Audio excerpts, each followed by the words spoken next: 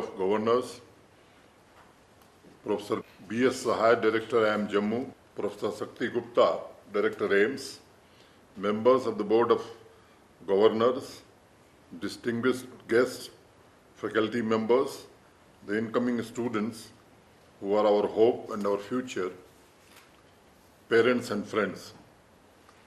I would like to welcome the incoming students to the Union Territory of Jammu and Kashmir. Over the next few days, orientation program at IIM Jammu will adopt new ways to help you quickly learn the ropes, get energized, engaged, and understand the mission and ethos of the business management. I join Professor Sahai and others in welcoming distinguished guests and parents. I was reading a pink paper today, and 4 out of 5 stories were focused on post-pandemic business landscape, offering new perspectives on digital economy, evolving consumer behavior, and enterprises' agility. And as you can see, it has never been necessary before in the recent past to have a virtual forum of this nature and scale rather than a physical conference to interact with young leaders. It was not really that long ago when I joined IIM students at the convocation ceremony in Jammu along with Honorable Vice President of India, but this ongoing unpredictability, as pointed out by the business newspaper, is going to shape the new career paths in the management. Before Professor Sahai and other faculty members take you to the boot campus during orientation program, let me give you a few mantras. The present, this very moment is a gift. Yesterday is a history and tomorrow is a mystery. So live your life continuously inventing the world around you, meeting challenges and evaluating opportunities that comes your way. My dear young friends, the world is more connected than ever. People have more power, but the shape of business metrics starting with corner grocery store to the Silicon Valley has not changed.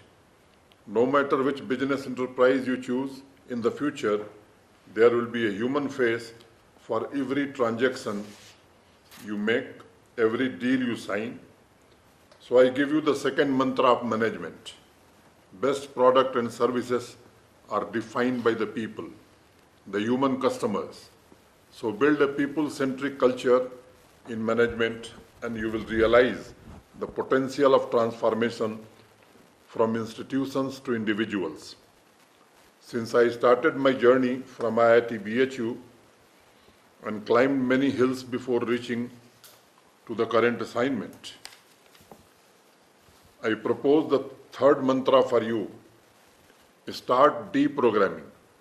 I will make you the real champion. It will make you the real champion because one cannot become a top-class batsman by holding a bat only. It requires training, and that is impossible without deprogramming. Cross-functional collaboration is another important factor I want to draw your attention to. A business leader needs to develop a strong community to boost productivity and efficiency and making prudent decisions to tap and mobilize new resources in a crisis like global pandemic.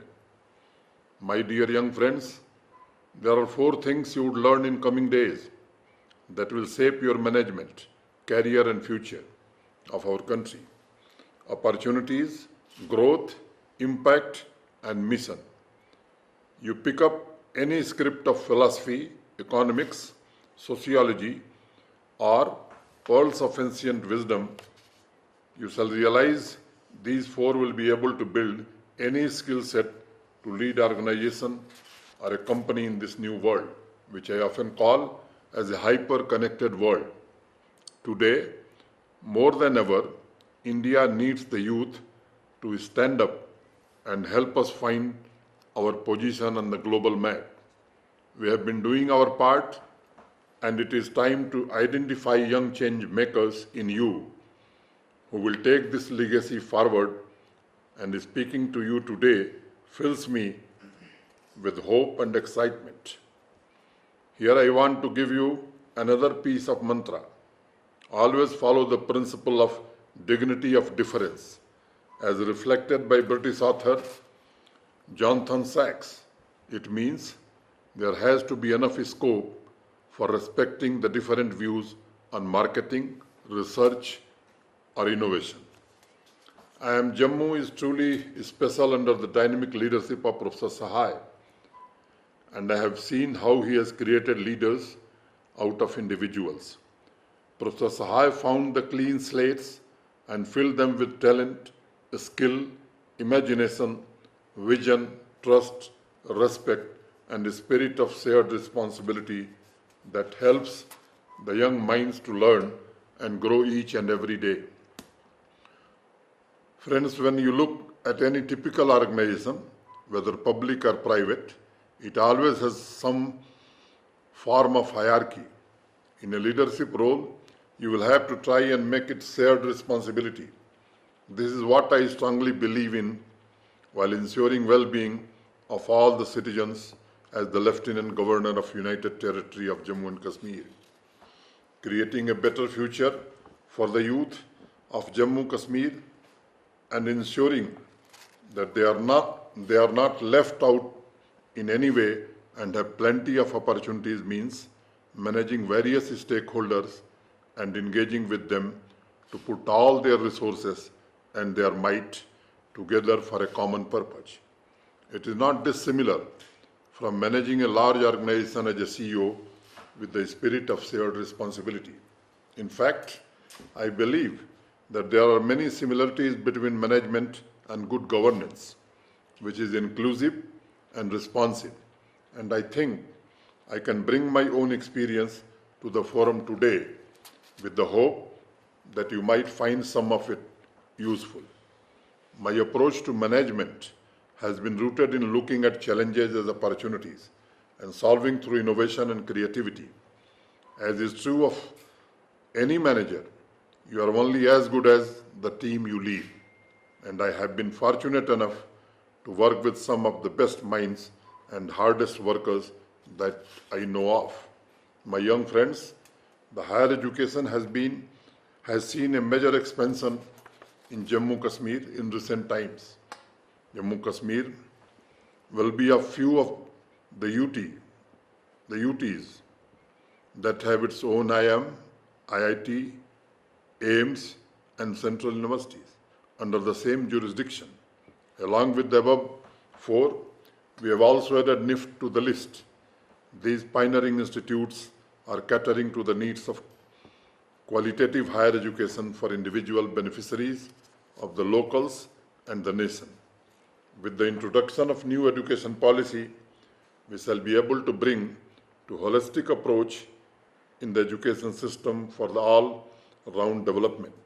We have to achieve unhindered academic and research-oriented environments in these institutes of national importance in our UT. I must emphasize the huge investment opportunities are available in the UT of J&K in sectors including tourism, film, horticulture, post-harvest management, agro and food processing, mulberry production for silk, health and pharmaceuticals, manufacturing, IT-enabled services, renewable energy, infrastructure and real estate, handloom and handicraft, and education. We intend to take a leap forward in making Jammu Kashmir an economic paradise for investors, and I would like to invite all the budding managers to take the lead in participating in this process of development. Our immense talent pool, business-friendly ecosystem, and the trust we have built that we can deliver on promises, more scope for growth in modern technologies needed for Industry 4.0. To address the unemployment issue of youth in the long run, and continue to grow at a faster pace, we are focusing on manufacturing, services, technology, innovation, and diversification in agriculture. Our focus is more on reskilling and upskilling of youth to meet the challenges of emerging market and become entrepreneur. So let me say this, the appropriate and timely action on different sectors with meticulous plans to meet the challenges will decide the future. The first major challenge is re-energizing manufacturing and service sector. We have identified 25 sectors for manufacturing, design and innovation. The big push in the next few years would be to invite original equipment manufacturers and original design manufacturers to set up shops in Jammu Kashmir that will also generate employment. The scaling up of infrastructure will be a great move for the big companies to set up manufacturing facilities here. I can speak from my own experience that continuous reform is the key to transformation. When I joined as the telecom minister in the first government headed by Honorable Prime Minister Sri Narendra Modi, the country was going through a massive digital transformation. Communication was becoming increasingly virtual, which meant that the previous policy framework needed a massive overhaul. The country was moving through a gradual shift from analog to digital voice networks, and 4G had just been introduced. Social media, VoIP, and messenger apps were becoming the preferred forms of communications. The entire telecom ecosystem was going through a massive transformation. We were faced with the multiple challenges. So orderly growth of the sector, which remained competitive and yet cutting edge, was important. Second, with the 4G, there was a growing concern of an increasing digital divide between urban and rural India. Third, there was no policy framework to govern emerging technologies that were becoming mainstream at a rapid pace. We worked on removing the trust deficit in the sector through fundamental decisions like harmonization of spectrum, infrastructure and tower sharing, and the new rules that accelerated setting up towers. The decision to focus on bigger objective worked as we were able to instill confidence in the telecom players and among investors. The experience for the telecom players also improved, and thus, instead of complaining about the new entrants, they started competing, which led to the most competitive tariffs in the world. This enabled rural penetration, and India became the largest consumer of mobile data in the world. The entire country has benefited from that disruption and will continue to do so in the time to come. My dear young friends, as a leader, you need to start thinking from people's perspective and strive to provide personal service in a professional manner.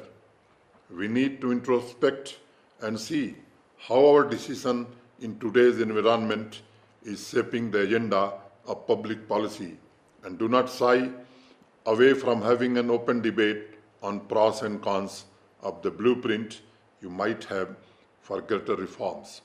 Second, as is normal, innovation seems to be more urban-centric, and hence urban populations have been historically benefiting from the advances in science and technology. With 4G and digital networks, this could have been an even bigger divide between urban India and the rural Bharat. To solve this issue, we relaunched the BharatNet program with a renewed focus and vision to connect 6 lakh villages and 2.5 lakh gram panchayats through high-speed broadband internet. This was one of the most ambitious state-led projects in the world. This means thousands and thousands of kilometers of optical fiber cable to be laid across the country. By the end of 2017, we had ensured connectivity to upwards of 1.25 lakhs villages. In order to accelerate fiber deployment, we set up the National Fiber Authority as well. Simultaneously, we were making efforts to ensure improved access to underserved areas and call for affordability of smartphones, which was promptly answered by a number of manufacturers. The smartphone penetration in 2016 was 24%. By the end of 2018 and towards the end of my tenure as Telecom Minister, we had 512.90 million broadband users across urban and rural areas, an increase of nearly 400%. The rural tele-density had increased to more than 64%. The smartphone penetration was 36%. We had managed to bridge the digital divide significantly with other digital India initiatives like UPI and Aadhaar. We were able to improve access to critical financial and government services for people who had been bereft of even connectivity in the past. We managed to transform one of the biggest problems the nation was facing into one of the biggest opportunities. Not only did we become the largest consumers of data in the world, but also emerged as the second largest smartphone market in the world. Another groundbreaking strategy which I adopted for financial inclusion of common man was to start India Post Payment Bank. The one individual people trust the most in the villages is the postman. So we decided to leverage the reach and trust of post offices and the strong workforce of 3 lakh postmen to offer doorstep banking to the underbanked and underbanked people who has no access to financial services. Our initiative ensured the benefit of a rapidly developing country reaches to the remotest corners, providing benefits of the government's flagship programs such as Digital India to the last citizen standing in the queue of development. My dear young friends, in your future journey, you will have to think about people experience and how their lives can be changed and work backwards from there. The technology and the process will fall into place. I always believe challenges bring integrity and larger national interest in a person and helps in building a superstructure to facilitate sustained growth. Here I give you another mantra. Always try to build an ecosystem where innovation and knowledge should become inclusive and reduces social and regional disparities. Now let me share some of my experiences as the Lieutenant Governor of Jammu and Kashmir, which are more localized and hence more intimate and personal. The biggest challenge one faces in Jammu Kashmir is, can we eliminate legacy of delays and usher a change with human face and strengthen the hands of each and every youngster who is raring to take our UT and the great nation forward. Since I took over the leadership, we have made many changes, actively working day and night with a solutions approach. We have introduced over 150 new initiatives and reforms in a short period of time. We have evolved a pattern of sustained growth that is evident from a fact that in the last 1 week, I have dedicated more than 100 projects to the public. And many of these projects ensures that our youth become effective partners in the developmental journey. Our strategy of good governance in Jammu and Kashmir is quite similar to the strategic planning principles of management, comprising of situational analysis, goal, plan, evaluation, implementation, monitoring, and control. Let me share a few examples of solution-based approaches that we came up with dealing with the pandemic. The UT administration's prompt response to the second wave of COVID-19 can be attributed to its experience and investment made in health sector and emergency preparedness immediately after the first wave impact subsided in August-September. Several strategic interventions were planned and implemented by the UT government in September 2020. For example, augmentation of oxygen generation plants and capacity building. From 15,000 LPM oxygen generation capacity in September last year, we reached to 60,000 LPM within 6 months. When the entire country was gasping for oxygen, there was not a single case in Jammu Kashmir where people looking for oxygen bed faced any hurdle. I personally worked with the diverse departments for future mitigation strategies to ensure citizens of Jammu Kashmir have access to better health services to the greatest extent possible. We also took a decision to decentralize the community health care by setting up a 5-bedded COVID care center in every panchayat of the Union Territory, as many households may not have the option for isolation of COVID-positive patients in their own residence.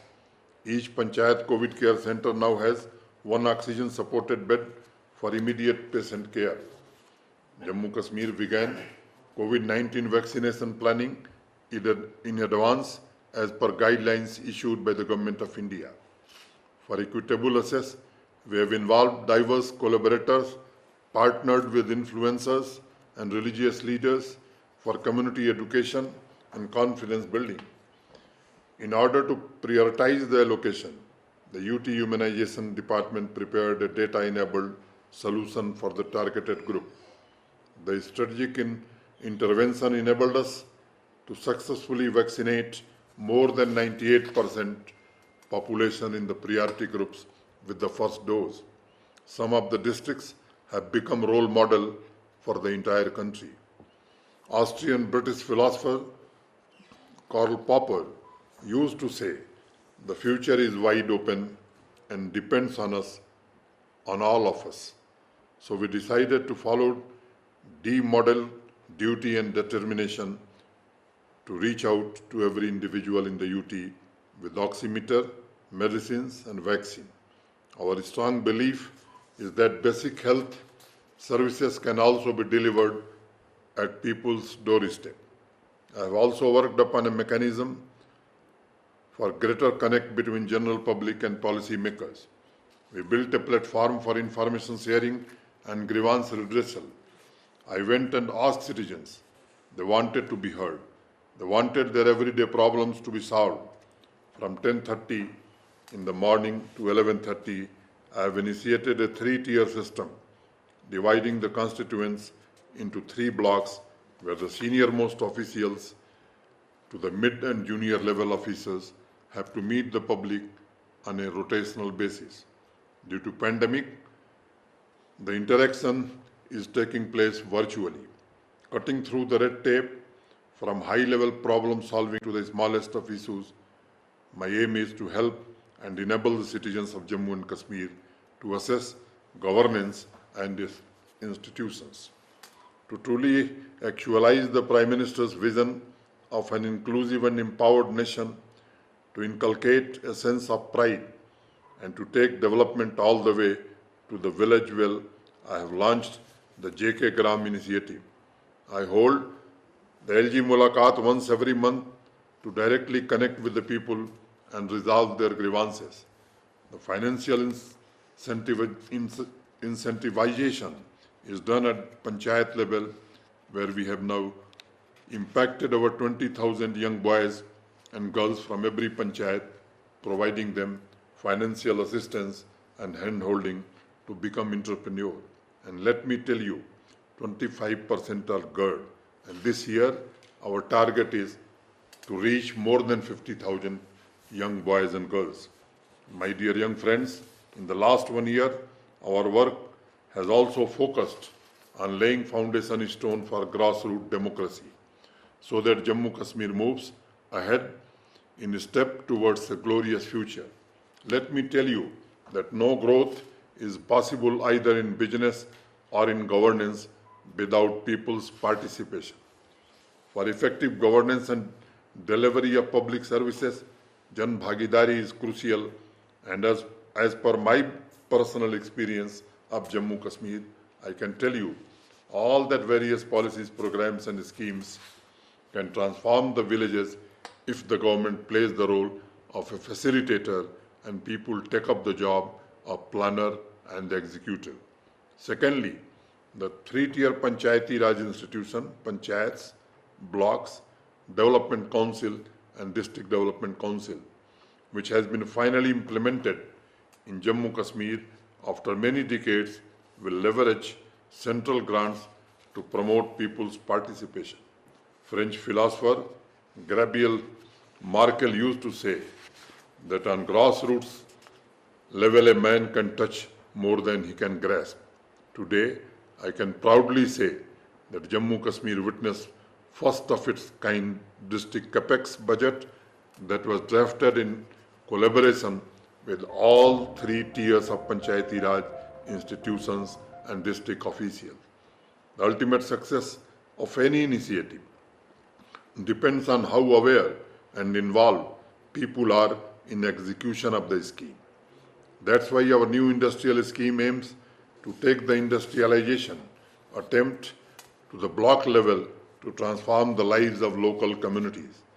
Like the rest of the country, Jammu Kashmir has a predominantly young population with almost 67% of the population under the age of 35 years.